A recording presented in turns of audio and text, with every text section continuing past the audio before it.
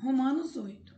Agora, pois, já não existe nenhuma condenação para os que estão em Cristo Jesus, porque a lei do Espírito da vida, em Cristo Jesus, livrou você da lei do pecado e da morte. Porque aquilo que a lei não podia fazer por causa da fraqueza da carne, isso Deus fez, enviando o seu próprio Filho em semelhança de carne pecaminosa e no que diz respeito ao pecado. E assim Deus condenou o pecado na carne, a fim de que a exigência da lei se cumprisse em nós, que não vivemos segundo a carne, mas segundo o Espírito. Os que vivem segundo a carne se inclinam para as coisas da carne, mas os que vivem segundo o Espírito se inclinam para as coisas do Espírito. Pois a inclinação da carne é morte, mas a do Espírito é vida e paz. Porque a inclinação da carne é inimizade contra Deus, pois não está sujeita à lei de Deus, nem mesmo pode estar. Portanto, os que estão na carne não podem agradar a Deus. Vocês, porém, não estão na carne, mas no Espírito, se de fato o Espírito de Deus habita em vocês. E se alguém não tem o Espírito de Cristo, esse tal não é dele. Se, porém, Cristo está em vocês, o corpo, na verdade, está morto por causa do pecado, mas o espírito é vida, por causa da justiça. Se em vocês habita o espírito daquele que ressuscitou Jesus dentre os mortos, esse mesmo que ressuscitou Cristo dentre os mortos vivificará também o corpo mortal de vocês, por meio do seu espírito, que habita em vocês.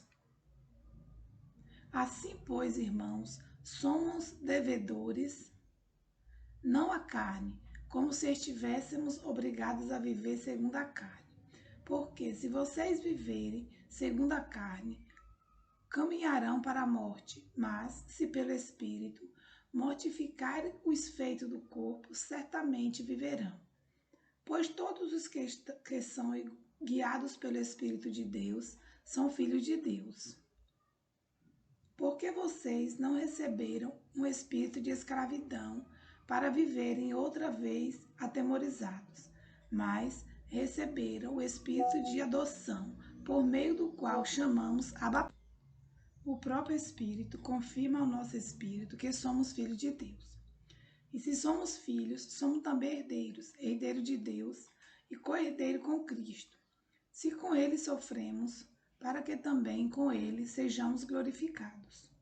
Porque para mim tenho por certo que os sofrimentos do tempo presente não podem ser comparados com a glória a ser revelada em nós.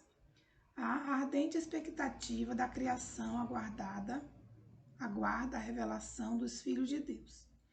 Pois a criação está sujeita à vaidade, não por sua própria vontade, mas por causa daquele que a sujeitou, na esperança de que a própria criação será libertada do cativeiro da corrupção para a liberdade da glória do Filho de Deus, dos filhos de Deus. Porque sabemos que toda a criação, a um só tempo, geme e suporta angústias até agora. E não somente ela, mas também nós, que temos as primícias do Espírito, igualmente gememos em nosso íntimo, aguardando a adoção de filhos, a redenção do nosso corpo. Porque na esperança fomos salvos. Ora, esperança que se vê não é esperança, pois quem espera o que está vendo? Mas, se esperamos o que não vemos, com paciência o aguardamos. Da mesma maneira, também o Espírito nos ajuda em nossa fraqueza, porque não sabemos orar como convém, mas o próprio Espírito intercede por nós com gemidos inexprimíveis. E aquele que sonda os corações sabe qual é a mente do Espírito, porque intercede pelos santos de acordo com a vontade de Deus. Sabemos que todas as coisas cooperam para o bem daqueles que amam a Deus, daqueles que são chamados segundo o seu propósito. Pois aqueles que Deus de antemão conheceu, ele também predestinou para serem conformes à imagem de seu Filho, a fim de que ele seja o primogênito entre muitos irmãos. E aos que predestinou, a esses também chamou. E aos que chamou, a esses também justificou. E aos que justificou, a esses também glorificou. Que diremos então à vista destas coisas? Se Deus é por nós, quem será contra nós? Aquele que não poupou seu próprio filho, mas por todos nós o entregou, será que não nos dará graciosamente com ele todas as coisas? Quem intentará acusação contra os eleitos de Deus? É Deus quem os justifica. Quem os condenará?